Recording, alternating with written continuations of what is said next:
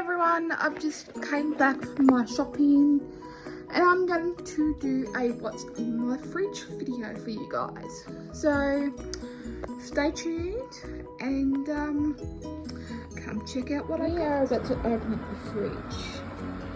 So here we go, we had some eggs there, some low cholesterol butter, parmesan cheese because I'm doing bolognese tonight,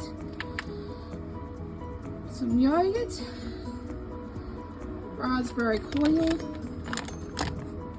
grapes, minced meat, ham, chicken and mushrooms because I'm doing chicken noodle soup tomorrow night.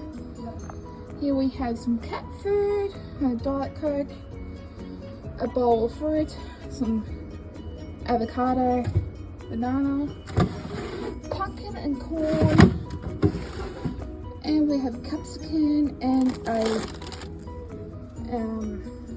soup pack. And in the side here we have orange juice, milk, olives and salad dressing.